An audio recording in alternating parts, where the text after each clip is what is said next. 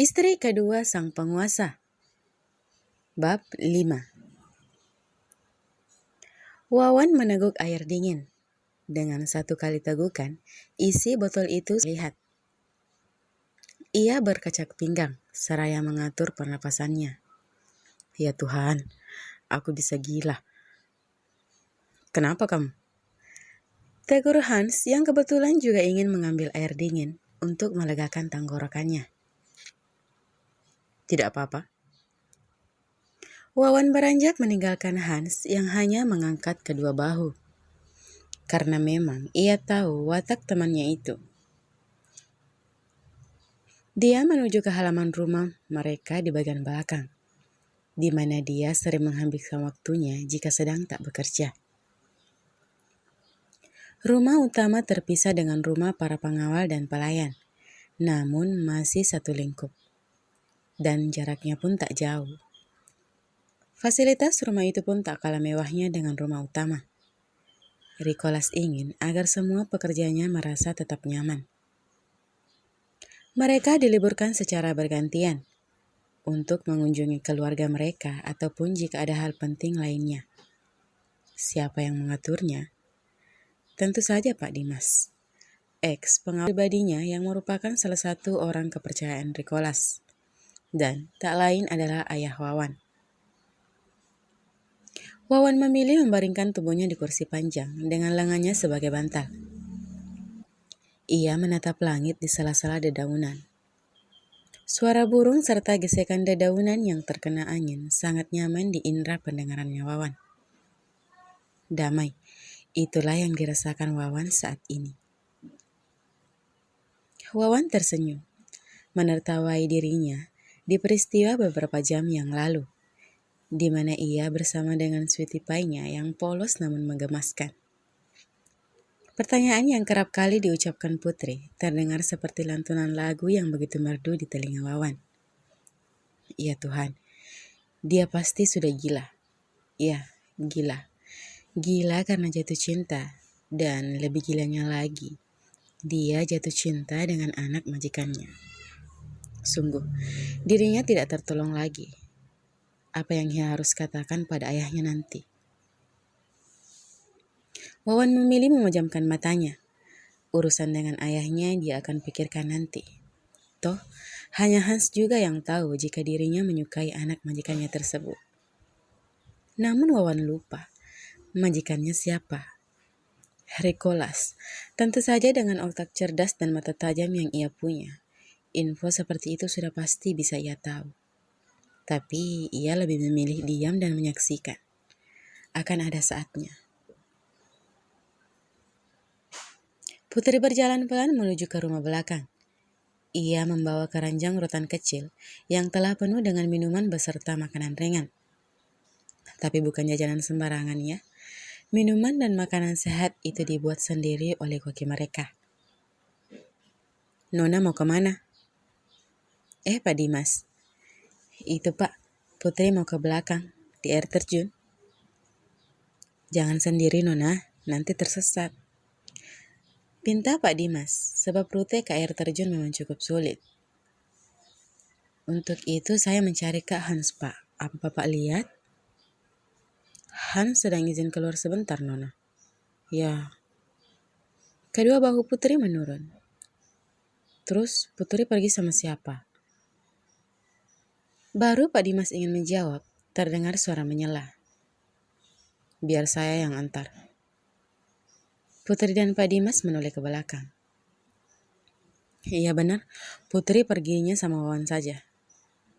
Pinta Pak Dim, tapi tatapannya seperti meminta penjelasan kepada putranya itu. Tapi Wawan ya Wawan, dia hanya diam, berlalu dengan seringai tipisnya saat melewati sang ayah. Apa maksud senyumannya itu? Bukankah tadi dia ingin keluar? Pak Dimas masih memandang Wawan dan Putri yang perlahan semakin menjauh. Putraku susah ditebak. Pak Dim pun berlalu, melangkah ke rumah utama karena mendapat perintah dari tuan besarnya. Ngapain Kak Wawan berdiri di situ? Putri memincingkan matanya. Ia telah duduk di bebatuan besar di kawasan air terjun. Meski jaraknya terbilang cukup jauh dari rumah utama, namun kawasan itu tetap terjaga dan bersih. Karena Rikolas dan Dewi sendiri sangat suka bermain di sana. Untuk itu, tim kebersihan pun selalu membersihkan area ke sana sekali seminggu. Wawan yang berdiri di belakang Putri hanya menjawab, "Menjaga Nona?" Ya tahu kalau Kak Wawan jagain Putri, tapi bukan berarti harus berdiri di belakang situ juga kan? Kak Hans kalau namanya sini selalu duduk di sebelah Putri. Cara-casnya polos tanpa memperhatikan lawan bicaranya, yang rahangnya telah mengeras.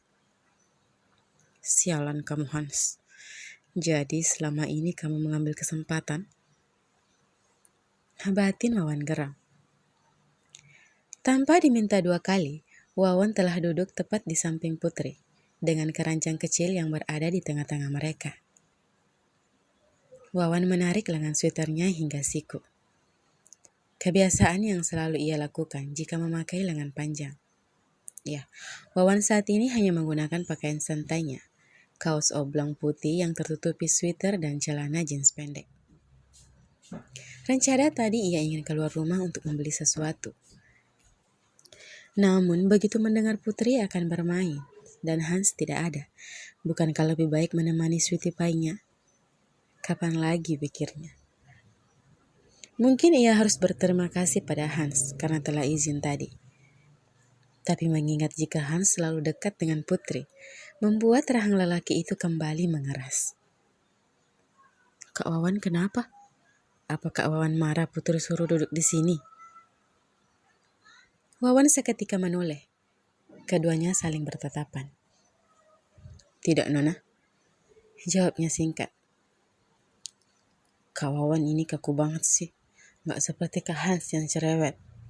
"Hans lagi." Geram Wawan dalam hati. Sepertinya ia akan memberikan pelajaran untuk temannya itu. Tapi kenapa? Ya, siapa suruh dia berbeda dengannya? Jadinya kan, sweetie pie-nya selalu membandingkan dengannya. Lucu memang. Mata tajam Wawan memperhatikan apa yang dilakukan wanita impiannya itu. Kaki putihnya yang menginjak bebatuan dalam genangan air membuat Wawan menarik nafas dalam-dalam. Seketika otak gilanya bekerja. Mengingat kejadian beberapa bulan yang lalu, saat dia menggendong Putri dan berakhir mencium kening gadis itu. "Hati-hati Nona," ujar Wawan. "Tahu." Jawab Putri ketus. Kenapa dia marah? Apa karena aku tak ikut juga ke sana? Apa Hans juga mengikutinya sampai turun ke air? Hans, awas kau. Wawan membuka sweaternya dan mengikuti Putri dari belakang. "Hati-hati Nona." Putri berbalik berkacak pinggang. "Ya Tuhan, Kak Wawan. Kakak sudah mengucapkan itu berulang kali. Apa tidak ada kata lain yang bisa kakak ucapkan?" "Ada. Tentu saja ada. Misalnya, aku menyukaimu, sweetie pie." Tentu saja kata itu hanya terucap dalam hati. Wawan tidak mungkin dengan lancang mengatakannya langsung. Apalagi ia sangat tahu ketidakpekaan gadis ini dalam hal pria. Hanya satu yang dianggap pria, yaitu Jason, cinta monyetnya. Merasa tak ada tanggapan, Putri melanjutkan langkahnya seraya merenggut kesal. Dia sangat kaku. Dia tidak bisa diajak bercanda, tidak seperti Kak Hans. Tapi kemudian, gadis itu menyunggingkan bibirnya, seakan menemukan ide. "Kak Wawan, Putri mau turun ya, mau main air." "Silahkan Nona." Wawan memilih duduk di bebatuan yang tak jauh dari tempat Putri yang telah berendam di dalam air. Dingin," ujar Putri saat tubuhnya sudah basah sepenuhnya. Tadi dia hanya ingin duduk saja bermain air dengan kakinya. Namun rencananya berubah karena patung manekin yang saat ini sedang menatapnya dengan kaku. Tak ada senyuman sedikit pun di wajah itu. Apa dia selalu seperti itu? Kaku? Tak berekspresi? Mana ada wanita yang mau dengan pria modelan begitu? Aku mau ogah.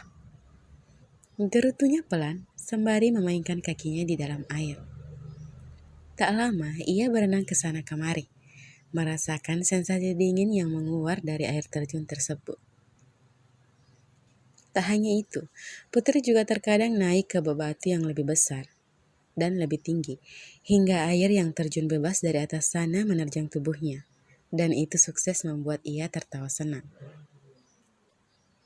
Cantik sekali, ujar Wawan melihat ponselnya, di mana ia telah berhasil mengambil beberapa gambar saat Putri bermain air. Ia meletakkan ponselnya kembali, lalu mengedarkan pandangannya. Ia berdiri seketika saat objek yang dicarinya tak tampak. Putri? Putri? Tanpa sadar Wawan telah memanggil nama Putri tanpa embel nona. Wawan mencari sekelilingnya, tapi gadis itu tak ada. Seketika ia diliputi rasa takut. Ya Tuhan, kemana dia? Apa dia tenggelam? Wawan, kamu ceroboh. Kalau dia sampai kenapa-kenapa, aku tidak akan memaafkan diriku sendiri.